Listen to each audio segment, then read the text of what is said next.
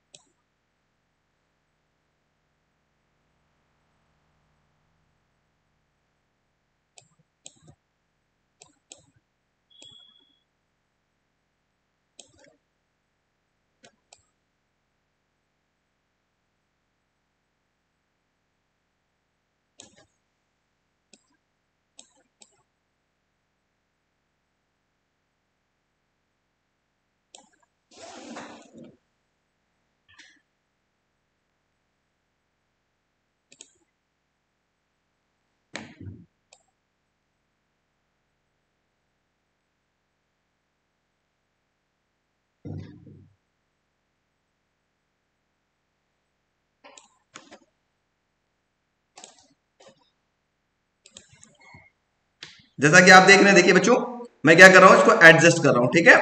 यहां मैं बटरफ्लाई को एडजस्ट कर रहा हूं, तो देखिए ये इसका फोकल लेंथ उसी हिसाब से एडजस्ट हो रहा है। बटरफ्लाई की साइज ऐसे आपके पास चेंज होता हुआ दिखाई दे रहा है, रेटिना पे बनता हुआ दिखाई दे रहा है। तो इसी एडजस्टमेंट को, है ना, इसी एडजस्टमेंट को हम क्या बोलते हैं, पावर ऑफ एकोमोडेशन, है ना। पावर ऑफ एकोमोडेशन इस वजह से जरूरी है कि अगर हम किसी एक ऑब्जेक्ट को देख रहे हैं तो हमारा आई उसको फोकस करता है, तो उसी हिसाब से फोकल लेंथ हमारे आई का एडजस्ट हो जाता है, ठीक है। उसके पीछे वाला, जैसे अगर हम एक उंगली ऐसे करके देखें कि ये उंगली मुझे क्लियर दिखाई देगा, इसके पीछे वाला जो चीज होगा वो ब्लर नजर आएगा। इसका मतलब हमारी आई इस प्रकार से अपनी फोकल लेंथ एडजस्ट कर ली कि मेन फोकस इस उंगली पर होगा, इसके पीछे जो होगा वो ब्लर दिखाई देगा। अगर आप पीछे वाले ऑब्जेक्ट को देखेंगे तो उंगली आपका ब्लर दिखाई देगा। क्यों दिखाई देगा? क्योंकि पीछे की तरफ सामने वाली जो ऑब्जेक्ट है उसको हमने क्या किया था, फोकस किया था, ठीक है। तो जब वहां मैंने फोकस किया तो हमारी आई का जो एडजस्टमेंट है, फोकल लेंथ का एडजस्टमेंट है, वहां पर हो गया। इस वजह से वो ऑब्जेक्ट क्लियर दिखाई दे रहा होगा और उसके सामने जो हमारी उंगली आ रही है वो ब्लर दिखाई दे रही होगी। इसी को हम बोलते हैं बच्चों एकोमोडेशन, ठीक है। तो देखिए बच्चों, ये जो एकोमोडेशन होता है ये क्या होता है, इसमें दो पॉइंट होते हैं ना। एक होता है फार पॉइंट। फार पॉइंट में क्या होता है, हम कितना ज्यादा से ज्यादा दूर तक हमारी आई क्लियरली किसी ऑब्जेक्ट को देख सकता है, उसको हम लोग बोलते हैं फार पॉइंट, ठीक है। कितना ज्यादा से ज्यादा दूर को ऑब्जेक्ट क्लियरली देख सकता है by adjusting the ciliary muscles, ठीक है। देखो, और दूसरा होता है नियर पॉइंट। कितना नजदीक से नजदीक कोई ऑब्जेक्ट रखा हो उसको क्लियरली हमारा आई अगर देख सकता हो, उसको हम लोग क्या बोलते हैं, नियर पॉइंट, ठीक है।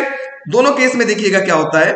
पहले केस में जो फार पॉइंट होता है, फार पॉइंट में हमारा जो सिलरी मसल्स होता है वो रिलैक्स होता है, जिसकी वजह से हमारी जो आई लेंस हो जाती है वो थिन हो जाती है, पतली हो जाती है, जिसकी वजह से हमें दूर का ऑब्जेक्ट क्लियरली दिखाई देने लगता है, ठीक है। दूसरा होता है नियर पॉइंट। नियर पॉइंट में क्या होता है, हमारा जो सिलरी मसल्स है वो कॉन्ट्रैक्ट होता है, जिसकी वजह से आई लेंस जो होता है वो क्या होता है, थिक हो जाता है। कॉन्ट्रैक्ट मतलब ऐसे दबाएगा, इनको दबाएगा तो हमारा जो आई लेंस है वो थिक हो जाएगा, जिसकी वजह से हमें नजदीक का ऑब्जेक्ट क्लियरली दिखाई देने लगता है, ठीक है। इसी को हम बोलते हैं फार पॉइंट और नियर पॉइंट, ठीक है। तो ये बहुत इंपॉर्टेंट है, आपके पास एग्जामिनेशन में आता है, फार पॉइंट क्या होता है, नियर पॉइंट क्या होता है। अब हम बात करते हैं defect of vision and their correction, ठीक है। हमारे आंखों में बहुत तरीके का डिफेक्ट होता है ना। हमारे आंखों में कभी कभी ऐसा होता है कि नजदीक का नहीं दिखाई देता है या दूर का नहीं दिखाई देता है, ऐसी प्रॉब्लम हमारे आईज में आती रहती है, ठीक है।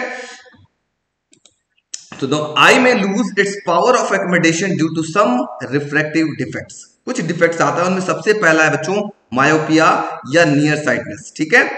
मायोपिया या नियर साइटनेस का मतलब होता है, नियर साइटनेस का मतलब होता है नजदीक का दिखाई देना और दूर का ऑब्जेक्ट नहीं दिखाई देना।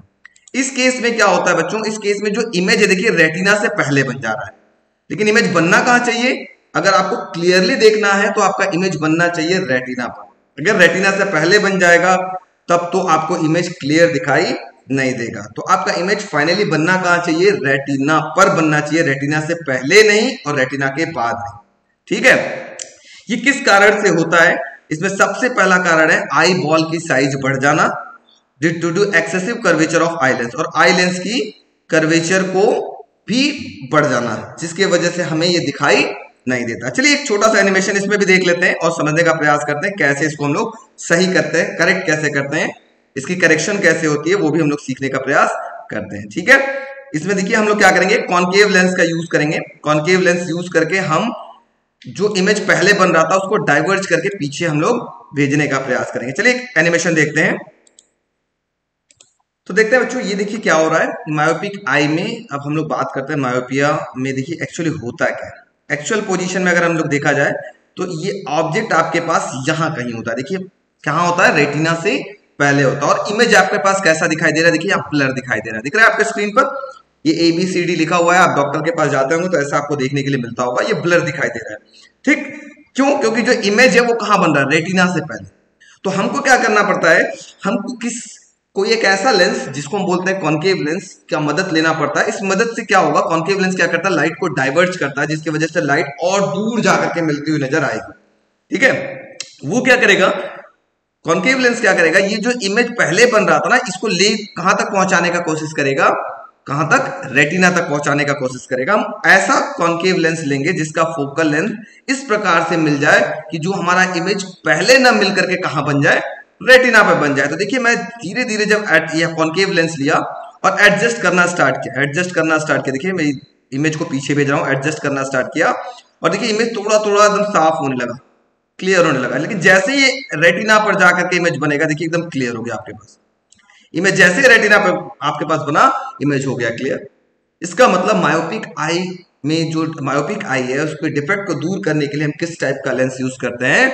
कॉन्केव लेंस का यूज करते हैं।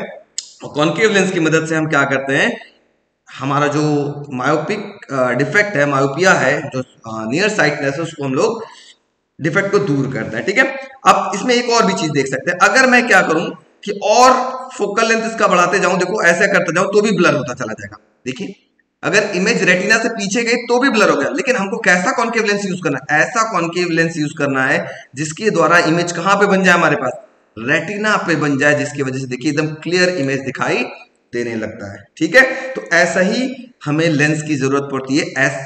ऐसा ही जब भी आप डॉक्टर के पास गए होंगे तो देखा होगा डिफरेंट डिफरेंट, अगर कॉन्केव भी यूज कर रहा होगा तो डिफरेंट डिफरेंट फोकल लेंथ का यूज करता है, जिससे वो चेक कर सके कि आपको कौन सा फोकल लेंथ का आपको स्पेक्स लगेगा, आपको ग्लास लगेगा, और वही पर्टिकुलर फोकल लेंथ का आपको चश्मा बना करके दे दिया जाता है। ये था आपके पास मायोपिया बच्चों। ठीक है, चलिए तो यहां तक तो मायोपिया हमने समझा। अब हम लोग देखते हैं हाइपरमेट्रोपिया में क्या होता है, जिसको हम लोग लॉन्ग साइटनेस बोलते हैं। ठीक है, या फार साइटनेस से बोलते हैं। ठीक है, इस केस में क्या होता है, इस केस में a person is not able to see the far object clearly. जो ऑब्जेक्ट बहुत दूर पे रखा होता है उसको क्लियरली देख नहीं पाता। ठीक है, क्यों नहीं देख पाता है? क्योंकि जो इमेज होता है बच्चों वो रेटिना से पीछे बन जाता है, रेटिना के पीछे बन जाता है। क्यों बन जाता है? क्योंकि यहाँ जो आई बॉल की साइज है वो छोटी हो जाती है ना, छोटी हो जाती है, साथ में जो फोकल लेंथ है वो बढ़ जाता है। फोकल लेंथ बढ़ता है, इसी वजह से इमेज पीछे चला जा रहा है ना। दो कहानी याद रखिएगा, यहाँ पर जो आई लेंस की फोकल लेंथ है वो क्या होती है, इंक्रीज कर जाती है, और साथ में आई बॉल की जो साइज है वो छोटी हो जाती है, बिल्ली जैसी आंखें हो जाएगी, है ना। तो इसको हम लोग बोलते हैं हाइपरमेट्रोपिया या फार साइटनेस। ठीक है, इसमें क्या होता है, आपको दूर की चीजें साफ नहीं दिखाई देती, नजदीक की चीजें क्लियर आपको दिखाई देती है। मायोपिया में क्या था, आपको जस्ट इसका उल्टा, उसमें नजदीक की चीजें नहीं दिखाई देती थी और दूर की चीजें दिखाई देती थी। ठीक है, इसमें क्या था, in this type of defect the person is not able to see the far object clearly. जो ऑब्जेक्ट बहुत दूर पर रखा है उसको साफ साफ नहीं देख सकता। ठीक है, ब्लर दिखाई देता है। इसका भी अगर हम लोग चाहें तो आपको मैं दिखा सकता हूं कि इसका भी कैसे हम लोग एक एनिमेशन बनाए हुए हैं। एनिमेशन को मैं करके आपको दिखाता हूं। इसमें देखिए बच्चों, इनिशियली आपके पास जो इमेज है वो कैसा दिखाई दे रहा है, ब्लर दिखाई दे रहा है। क्यों? क्योंकि जो ऑब्जेक्ट फार पर रखा है, फार मतलब देखिए पैरेलल भी मारा है, इसका मतलब इनफाइनाइट पे जो ऑब्जेक्ट रखा गया है उसके द्वारा जो इमेज बन रहा है वो कहां बन रहा है, रेटिना के पीछे बन रहा है ना। रेटिना के पीछे अगर इमेज बनेगा तो क्या होगा, ब्लर दिखाई देगा। जाहिर सी बात है, आपकी इमेज कहां बनना चाहिए क्लियर दिखने के लिए, आपका इमेज बनना चाहिए रेटिना पर।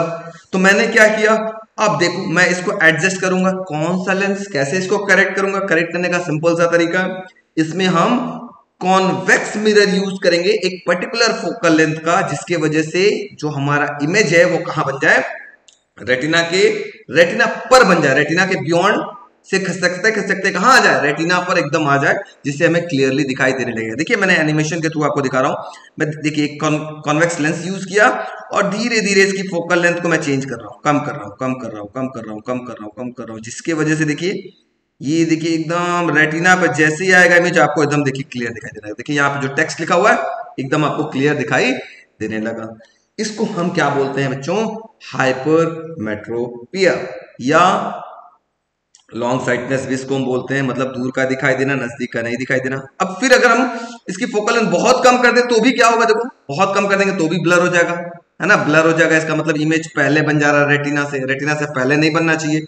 हमको एक ऐसा कॉन्वेक्स लेंस यूज करना है जिसका फोकल लेंथ, ध्यान दीजिएगा, जिसका फोकल लेंथ इस प्रकार से हो जिसकी वजह से जो इमेज है वो कहां पर बने, जो फाइनल इमेज है वो रेटिना पे बने। रेटिना पे बनेगा तभी हमें इमेज क्लियर दिखाई देगा।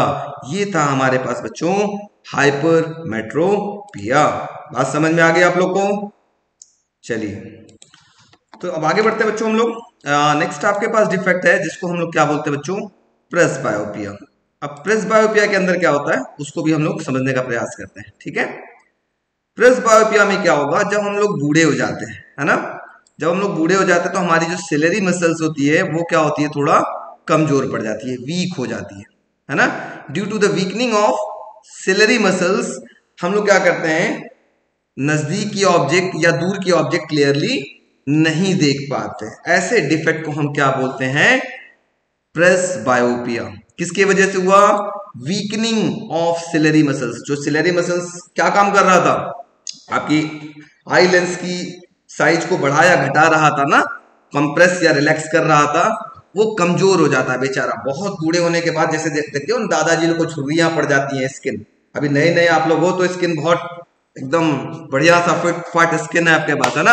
लेकिन जैसे जैसे आपकी उम्र हो जाती है, बूढ़े हो जाते हैं, तो आपकी जो मसल्स होती हैं वो वीक होने लगते हैं। उसी प्रकार जो सिलेरी मसल्स होती हैं हमारे आई के अंदर वो भी वीक होने लगते हैं, जिसकी वजह से रिलैक्स और जो कॉन्ट्रैक्ट और रिलैक्स हो रहा था आपके पास, कौन करा रहा था, सिलेरी मसल्स करा रहा था। वो सिलेरी मसल्स कमजोर हो जाती हैं, जिसकी वजह से वो एडजस्टमेंट नहीं कर पाता, फोकल लेंथ का एडजस्टमेंट नहीं कर पाता कि ऑब्जेक्ट दूर पे रखा गया है या नजदीक पे रखा गया है, तो किस तरीके से उसको एडजस्ट किया जाए कि हमारे पास वो ऑब्जेक्ट क्लियर दिखाई दे। वो एडजस्टमेंट नहीं हो पाता, जिसकी वजह से हमको क्लियर दिखाई नहीं देता। इस टाइप के डिफेक्ट को हम लोग बोलते हैं प्रेसबायोपिया।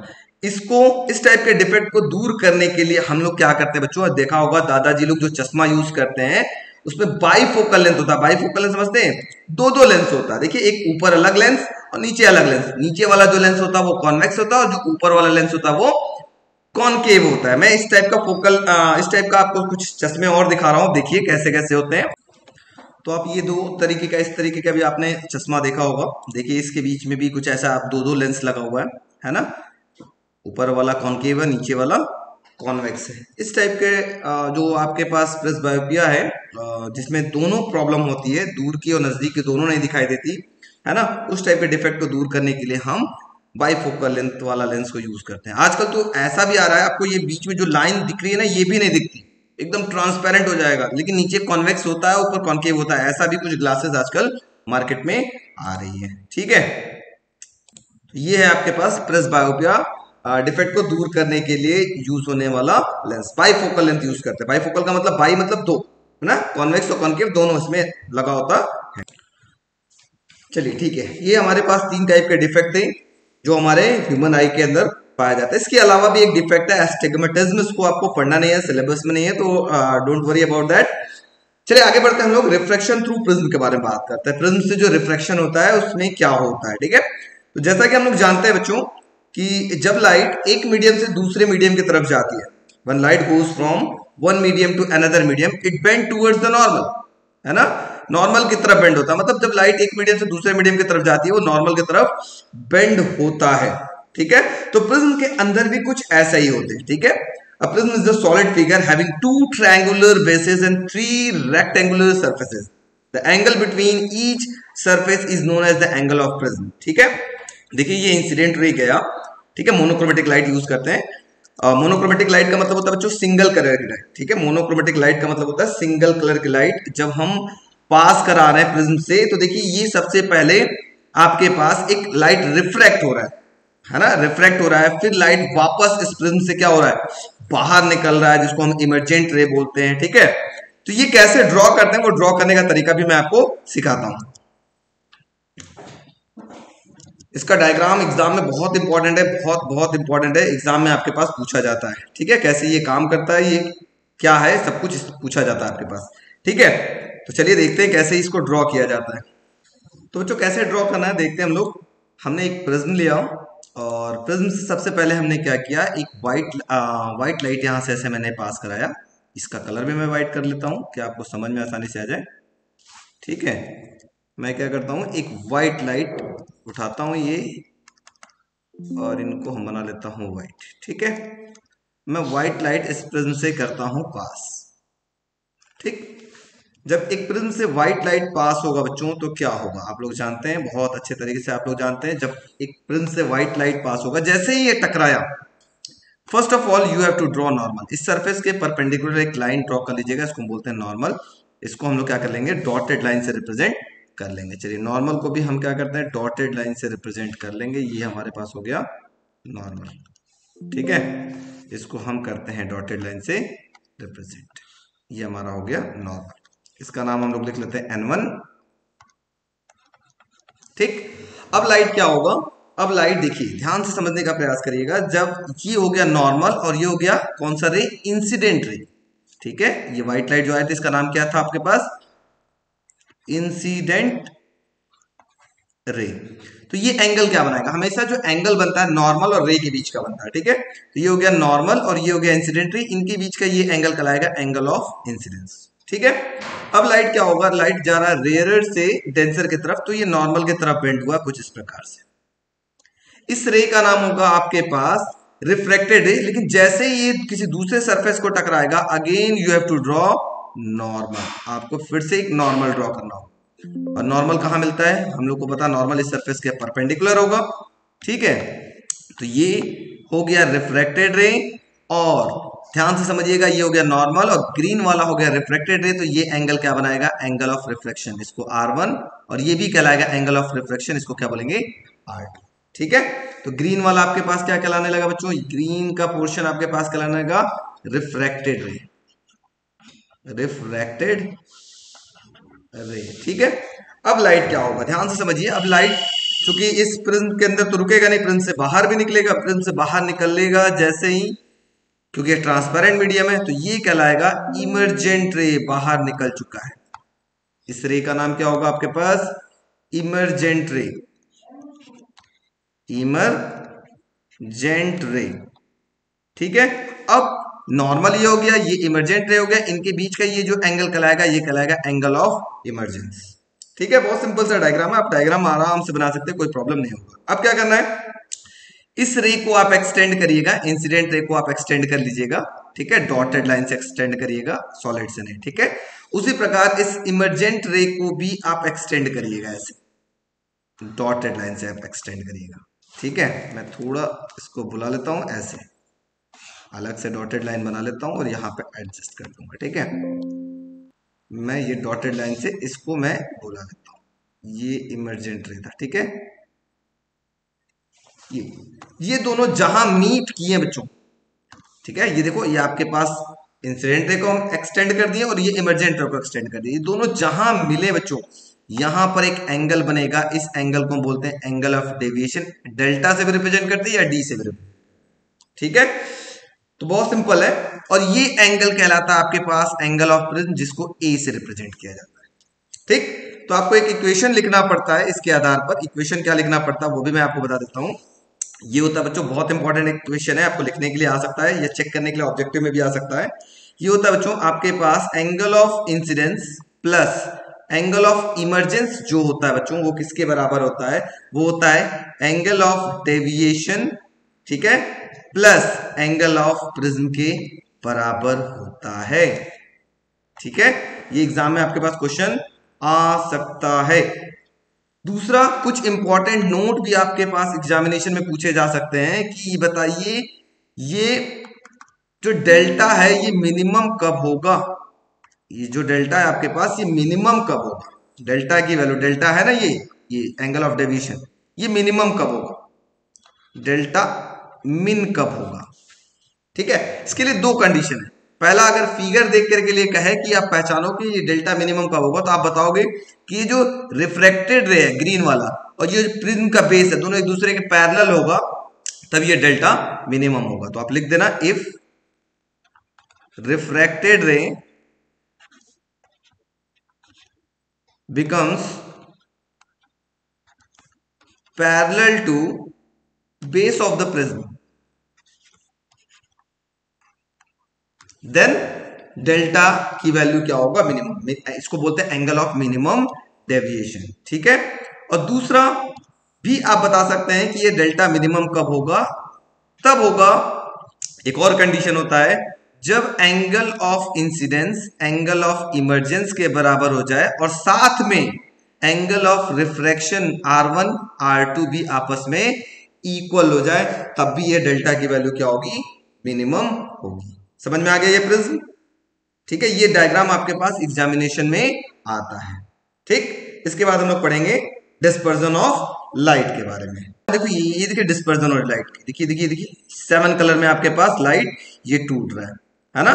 जब व्हाइट लाइट पड़ रहा है इस प्रिज्म पे तो 7 कलर में टूट रहा है। सबसे नीचे क्या होता है, वॉलेट, विबग्योर होता है ना, आप फॉर्मेट इसका जानते होगे, VIBGYOR,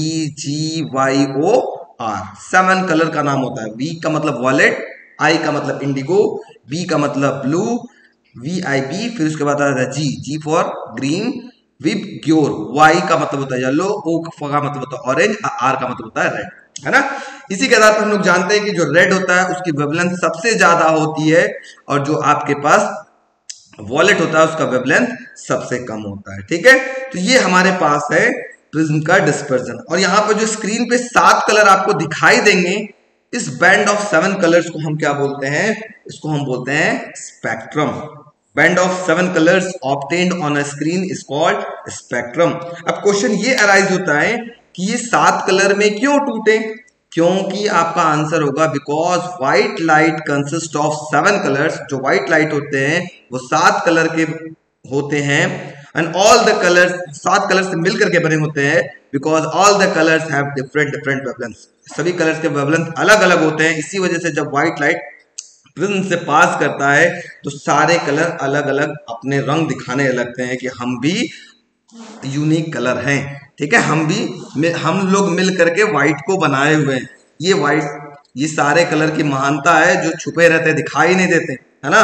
लेकिन जैसे ही प्रिज्म से पास करते हैं सब अपने अपने रंग दिखाने लगते हैं, है ना, जिसको हम बोलते हैं विबग्योर। ठीक है बच्चों, तो आज के लिए इतना ही रहने देते हैं, फिर नेक्स्ट क्लास में हम लोग मिलेंगे नेक्स्ट लेक्चर के साथ। मजा आया होगा तो लाइक जरूर करिएगा, सब्सक्राइब करिएगा, शेयर तो करना ना भूलें, ज्यादा से ज्यादा आप लोग शेयर करिएगा। चलिए बच्चों, आज के लिए इतना ही। Stay home and stay safe. Thank you very much बच्चों।